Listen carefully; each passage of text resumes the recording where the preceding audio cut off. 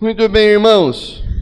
Uma alegria estarmos reunidos nesta manhã, 29º domingo do tempo comum. E a palavra tem nos convidado já a ir pensando nos fins últimos, né? Daqui mais 5 semanas e nós encerramos o tempo comum e começamos o tempo do advento. E chegou o Natal de novo, socorro. Estamos ficando velho. O tempo está passando depressa demais, não é? De novo o Natal, né? Daqui a pouco tem enfeite já. Se já não tiver. Tomara que chegue o presente junto com o enfeite, né? Mas já daqui 5 semanas nós vamos já começar o advento. E então sempre o tempo comum faz esse movimento. Vai nos educando e daí de repente ele coloca algumas dimensões para que a gente possa pensar, assim como termina o tempo, também a nossa vida vai terminar. E de que maneira ela tem que terminar, né? Então, agora, nesses últimos encaminhamentos, nós já temos escutado há 3 semanas falar sobre a fé. Então, na primeira vez, que foi 28º domingo, nós escutávamos da fé, que é um depósito de confiança em Deus, confiar toda a vida nas mãos de Deus, para que Ele possa fazer toda a história, né? Possa conduzir tudo, e nós não somos aqueles que ficam cronometrando, será que Deus vai atender e atender depressa o que eu estou precisando? Simplesmente nós confiamos e deixamos as coisas acontecerem. Depois, na semana passada, nós escutávamos uma outra palavra que também falava da fé, mas não só do ato de ter fé, mas das atitudes fundamentais da fé, que era, e nós destacávamos bastante, a questão da gratidão, do agradecimento. 10 leprosos foram curados, mas só um voltou, porque só um foi capaz de perceber que a cura que ele precisava não era tanto a física, mas a espiritual. Então ele percebe nesta ação de Deus, de que a grande cura que ele recebeu era a salvação.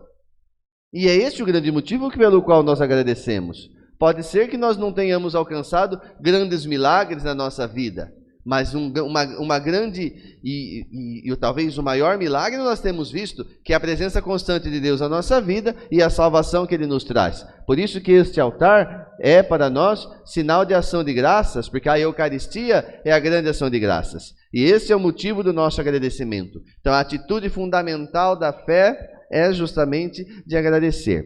E hoje nós mais uma vez escutamos falar de fé, mas agora nós vamos escutar, já ouvimos e somos chamados a refletir sobre como nós expressamos esta fé.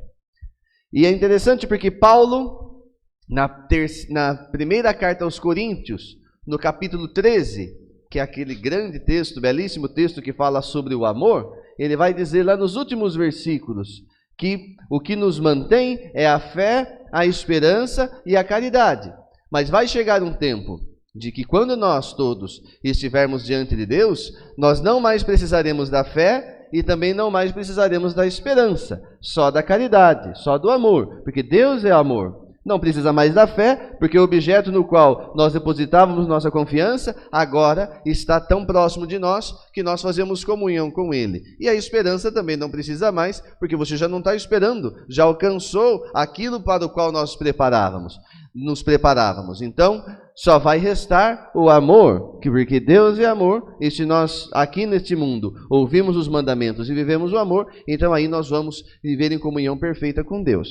Então era isso que Paulo falava nesta carta aos Coríntios. E eu estou dizendo isso porque a fé é uma chama pela qual nós devemos sempre zelar para que ela permaneça acesa. É igual esta vela. Nós precisamos zelar enquanto tem aqui a missa, ou quando estamos rezando, temos que cuidar para que ela não apague. Então tem aqui o ventilador, o vento, então a gente vai cuidando para que esta chama permaneça acesa. Assim também deve ser a fé em nossos corações. Só que nós vivemos num mundo que faz de tudo para abafar essa chama. As tribulações do dia a dia, as dificuldades, os sofrimentos, o relativismo que o mundo tem vivido, onde tanto faz, tanto fez, cada um pensa da maneira que quiser e está tudo muito bom, está tudo muito bem, o importante é ser feliz. Então nós vamos vivendo numa realidade em que a ciência hoje procura explicar tudo e muitas vezes a gente engole determinadas explicações e deixamos com que as coisas vão caminhando, e aí, se nós não tomamos cuidado, nós vamos abafando esta chama. E de que maneira que nós abafamos essa chama? Quando nós, nesta tentativa, talvez, de fazer as coisas pelos nossos próprios meios e de dar ouvidos ao mundo de uma maneira em que seja um pouco mais agradável para mim, já que às vezes seguir o que o Evangelho tem dito se torna um pouquinho difícil, então nós vamos dando passos para trás e vamos deixando Deus cada vez mais distante. Então não nos relacionamos mais com Ele como se fosse uma pessoa, mas Deus se torna uma realidade que talvez exista e, se existir, não tem muito a ver comigo. E aí, a primeira coisa que nós vamos fazer quando ocorrer ou quando acontece esse afastamento de Deus por conta da realidade do mundo é deixar de rezar. E é por isso que Jesus vai falar para nós nesse fim de semana sobre uma coisa muito importante, que é a maneira como nós mais expressaremos nossa fé, que é a oração. E aí ele vai dizer aos discípulos justamente isto, e quem destaca o motivo pelo qual Jesus vai contar a parábola do juiz e da viúva é o evangelista. E ele vai dizer, Jesus conta essa parábola para que fosse mostrada a necessidade de rezar, mas de rezar sempre e nunca desistir. Esta é a grande dimensão que nós vamos usar para expressar a nossa fé. Mas junto com esta atitude de Jesus, vem uma pergunta que talvez deve incomodar um pouquinho, que é a pergunta do último versículo, do versículo 8. Quando o Filho do Homem vier, será que ainda vai encontrar fé sobre a terra? E aí nós temos que começar a refletir um pouquinho e pensar de que maneira o Senhor nos encontraria se Ele viesse hoje. Como que estariam as nossas atitudes em relação a Deus? Como estaria o meu diálogo com Deus? Como estaria o meu contato com Deus? Será que nós, já 3 fins de semana, escutando falar da fé, será que Ele nos encontraria numa atitude de confiança extrema e de confiança plena? Será que nós nos encontraria com o coração repleto de ação de graças por todos os bens que Deus nos fez? E será que Ele nos encontraria rezando? Essa é a grande pergunta. Por isso que Jesus, sabendo de que haveria uma dificuldade no coração dos discípulos e que às vezes há também uma dificuldade no nosso coração de saber manter essa chama acesa, é que ele, depois de ter ensinado a orar, lá quando ensinou o Pai Nosso, ele também vai dizer a necessidade de fazer isto sempre, porque é isto que vai nos manter totalmente ligados a Deus. É isso que vai manter a chama da fé acesa, porque aquele que reza faz uma profissão de fé. E que profissão de fé? Uma profissão de fé em que diz que Deus o ama. Se nós rezamos e se nós somos perseverantes na oração, automaticamente nós estamos dizendo, com a nossa atitude de oração, de que nós reconhecemos que Deus nos ama. E aí nós vamos fazendo esta realidade de confiança em Deus. Porque nós estamos hoje, como igreja, vivendo num tempo em que nós aguardamos a vinda de Jesus. E o que vai nos manter firmes e esperançosos de que esta vinda um dia chegará e que, se chegar, não deve nos pegar desprevenidos, é justamente esse diálogo com Deus, para que assim nós possamos expressar a nossa fé, mas ao mesmo tempo vencer as dificuldades do dia a dia. É a oração que vai nos dar esta dimensão. Por isso que Jesus vai contar esta parábola, para dizer que se aquele juiz, que era um homem rude, que era um homem que não tinha fé em nada, que não temia ninguém, nem mesmo a Deus, se aquele juiz que se sentiu importunado por aquela viúva foi capaz de fazer justiça por conta da insistência daquela mulher, então que dirá Deus, que é sumamente bom, ao escutar a voz dos seus filhos, ao escutar a voz daqueles a que Ele ama, também Ele vai nos conceder aquilo que nós precisamos, desde que nós estejamos com uma disposição de saber de que Ele nos dará aquilo que Ele sabe que é bom para nós, porque o único que sabe o que é bom para nós é Deus, mais ninguém. Nem nós mesmos, eu acho que eu já falei isso aqui, nem nós mesmos somos capazes de fazer coisas boas para nós. A gente faz coisas razoáveis, mas coisas boas que vão nos garantir vida e vida em plenitude, nós não somos capazes de fazer. É Deus quem é capaz. Então, nessa caminhada de fé, nesse tempo de espera em que nós vamos vivendo, nós somos chamados a dialogar com Deus, para que assim nós possamos voltar a nos relacionar com uma pessoa que não está distante, mas uma pessoa que está próxima de nós, uma pessoa que participa da nossa vida, uma pessoa que conheceu os nossos sofrimentos em Cristo Jesus e que quis nos curar de dentro. É com esta pessoa que vamos dialogar na oração, porque a oração é um diálogo. Não é uma metralhadora de pedidos. Eu quero isso, eu quero aquilo, e pronto, depois fecha o livro, agora vamos embora. Não é assim. A oração precisa ser um diálogo constante. Conversar com Deus como nós conversamos com as pessoas.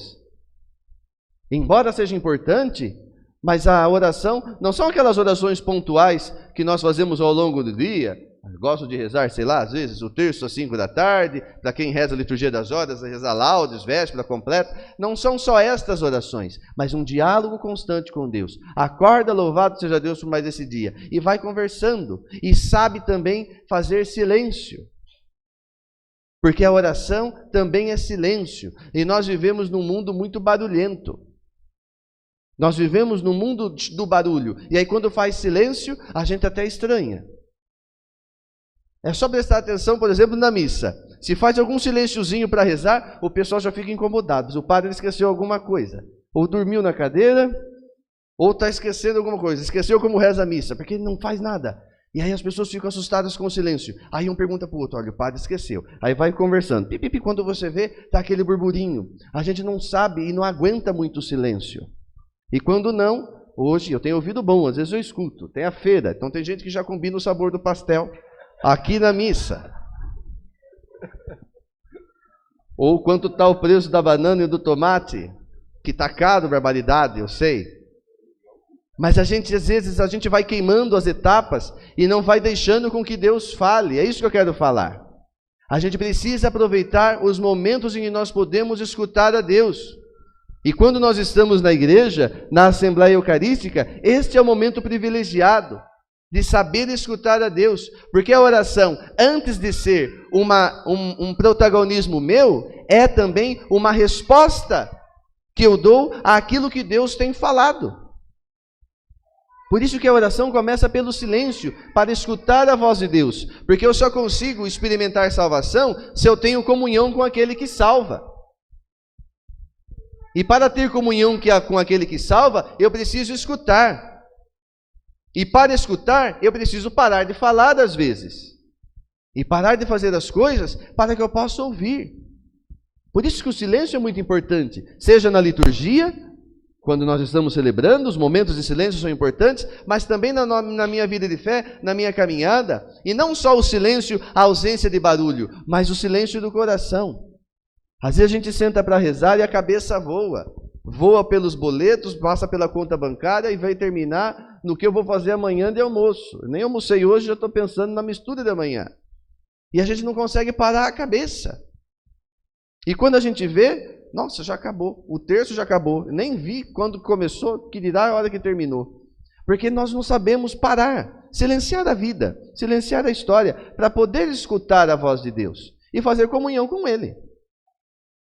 E fazer uma plena comunhão com Ele. Porque às vezes, muitas coisas, nós não sabemos como confiar na vontade de Deus, porque na verdade nós não o conhecemos. E nós não o conhecemos não porque Ele se omite, e não porque Ele se esconde de nós, mas porque nós não nos aproximamos e dialogamos com Ele, para experimentar as suas maravilhas. E para saber de que Ele atua na nossa vida como um Pai amoroso. De que Ele atua na nossa vida e nos ajuda nas nossas debilidades, porque nós, por nós mesmos, não somos capazes de trazer para a nossa salvação, e não somos capazes de resolver os nossos problemas sozinhos.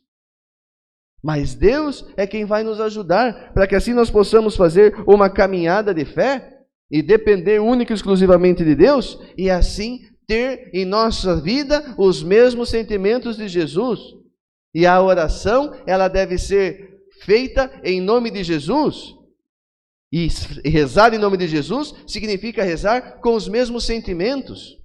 E Jesus, a sua vida toda, enquanto caminhou em nosso meio, Jesus se relacionou com Deus como aquele que confia inteiramente em suas mãos, a ponto de, no Horto das Oliveiras, agonizando de tanta dor e de tanto medo perante aquilo que viria, ele reza: Senhor, Pai, afasta de mim esse cálice, porém não se faça a minha vontade, mas a tua. E a vontade de Deus se cumpre. Jesus sobe na cruz, nos salva e nos liberta, mas quando ele reza e confia na vontade do Pai, ele se coloca diante da cruz em paz e com confiança, porque sabia que o Pai não o abandonaria, não o deixaria na morte, mas trouxe a ressurreição. E se nós temos essa relação com Deus, uma relação de conhecimento de Deus, uma relação de aprofundamento com Deus, relacionar-se com Deus como uma pessoa que nós dialogamos e que nós conhecemos plenamente e que nós temos experimentado na vida, não haverá sofrimento nenhum no mundo que vai nos amedrontar e vai nos assustar e vai nos espantar e que vai nos deixar numa realidade em que, como se nós estivéssemos abandonados no mundo. Mas vai nos deixar fortes, sem medo. Sem medo, porque sabemos que o Senhor está conosco e que a vontade dele está se cumprindo na vida. A grande questão é que nós vivemos, às vezes, aí num duelo, porque enquanto de um lado nós temos a capacidade de viver as nossas dificuldades do dia a dia, os nossos sofrimentos, as nossas angústias, na confiança a Deus, nós temos um mundo que fala que se nós estamos vivendo isso, é porque Deus não ama. Ou às vezes nós vemos situações do dia a dia que nos deixam um tanto quanto indignados, e aí nós começamos a questionar: aonde está Deus diante de tanta situação? De uma situação, às vezes, de miséria, de pobreza, de fome, de violência. E nós, então, vamos voltar lá para aquela primeira leitura de Abacuque, que nós falávamos naquela época, há 15 dias atrás, que era o profeta indignado porque não queria que Deus agisse daquela forma. Então Deus vai dizer: o justo viverá pela fé. E muitas vezes a nossa oração é aquela lá: há quanto tempo nós já estamos gritando violência e o Senhor não faz nada? É porque nas situações do dia a dia, meus irmãos, é preciso que também nós nos convertamos. Por isso que a oração, ela também nos ajuda no nosso processo de conversão. Porque nós pedimos, tem coisas que nós pedimos a Deus, mas que Deus vai nos capacitar para fazer, e não fazer em nosso lugar. Um exemplo bastante claro é quando nós, e sempre nós, nas nossas orações, pedimos por paz. Só que não adianta nós ficarmos pedindo paz, paz, paz, se nós não deixamos com que a palavra de Deus converta o nosso coração e nos transforme em promotores da paz. Nós precisamos promover também a paz. Às vezes a gente acha que pedir paz é vestir roupinha branca e sair andando na rua aí, fazendo passeata, pedindo paz, soltando balãozinho branco, papelzinho branco, pombinha branca. Isso aí qualquer besta faz. Agora, nós precisamos estar sempre atentos a como eu tenho promovido a paz. Porque às vezes a mesma pessoa que pede paz é um verdadeiro demônio dentro de casa. Às vezes a pessoa que pede paz é um demônio dentro da comunidade. Às vezes a pessoa que pede paz é um demônio na sociedade. Então a paz nunca vai acontecer. Porque eu rezo a Deus e Deus me dá as condições, que é a escuta da palavra e a propósito urgente de conversão, para que eu promova a paz dentro da minha casa, para que eu promova a paz na minha comunidade, não seja causa de contenda, mas seja sempre uma causa pacificadora, e aí sim a comunidade que experimenta a paz que vem de Deus, então vai também experimentar a paz que está aí fora, que precisa ir fora. Então, essas situações na vida em que nós vamos rezando e nós não podemos lamentar e colocar nas costas de Deus, como se Deus não estivesse fazendo nada. Mas a nossa oração deve fazer-nos olhar para Deus, perceber qual é a vontade dEle também para a minha vida. E o primeiro desejo que Deus tem para cada um de nós é que nós, como pecadores, nos convertamos e vivamos uma realidade nova. E é isso que nós somos chamados a experimentar e é isso que a oração vai nos garantir. E muito mais do que, às vezes, os benefícios que nós pedimos, seja pela saúde, seja por tantas situações em que nós precisamos, a grande batalha que a oração vai nos ajudar a vencer, a grande batalha é o conflito contra o mal, o conflito contra o pecado. E nós temos uma primeira leitura hoje que nos fala justamente disso, de Moisés, que já idoso, não consegue mais lutar. Então a única coisa que ele pode fazer para ajudar aquele povo é subir no monte e abrir os braços e orar. E todas as vezes que ele orava, aquele povo vencia. Agora, quem subiu no monte e abriu os braços e orou e continua orando por cada um de nós? Jesus Cristo. Para nos mostrar que a vitória contra o pecado e contra a morte, contra aquelas tentações que às vezes não conseguimos vencer, contra aqueles pecados que às vezes é difícil de tirar da vida, contra aquelas situações que às vezes nos afastam de Deus, só vamos vencer se nós, como Cristo, também subirmos na cruz e abrirmos os nossos braços e dali orar a Deus, pedindo que nos ajude 1, 2, 3, 300, 400, 500, 1000 vezes, mas pedir incessantemente que Ele nos ajude para que nós possamos permanecer santos e irrepreensíveis. Nós não podemos ceder e arrendar a nossa vida ao pecado, porque quando Moisés baixava o braço, o povo perdia. E aquele que abaixa o braço é aquele que quer descer da cruz. Aquele que abaixa os braços é aquele que quer descer da cruz. E aquele que desce da cruz é aquele que dá ouvido ao demônio, que vai dizer: olha, aquele pecado que você não deixa, você não vai conseguir deixar mesmo. Aquela situação da tua vida, é melhor ficar desse jeito que é mais fácil. Só que isto, muitas vezes, essas condições de vida, ou essas condições em que a nossa vida se encontra, muitas vezes, ou na maioria das vezes, e por que não dizer em todas as vezes, vai nos impedir de seguir a Deus plenamente. E a grande batalha, a boa batalha do Evangelho, nós só vamos enfrentar se, como Cristo, nós estivermos de braços abertos nas nossas cruzes, para que assim nós possamos vencer o mal, e que possamos escutar a oração de Jesus por nós, junto ao Pai, porque é nosso mediador com o Pai, junto ao Pai, escutar essa oração e permitir que Jesus nos nutra quanto à cruz, quanto à ressurreição, a fim de que nós, pela oração, vençamos a batalha do dia a dia, mas vençamos a batalha contra o mal, para que assim nós possamos trilhar um caminho de salvação coerente, um caminho de salvação eficaz e um caminho de salvação que garanta para nós a verdadeira felicidade. Por isso, mais uma vez, nós perguntamos, e essa pergunta deve estar conosco durante toda a semana: quando o Filho do Homem vier, Ele vai encontrar fé sobre a terra? Se Ele vier agora, como Ele vai nos encontrar? Como uma comunidade orante? Como pessoas que sabem confiar na vontade de Deus? Como pessoas que estão batalhando e lutando contra as tentações do dia a dia, contra o pecado, para viver uma vida de santidade? Como o Senhor vai nos encontrar? Essa pergunta deve nos motivar para que assim nós sejamos capazes de experimentar pela oração o amor e a misericórdia de Deus. Creio em Deus Pai,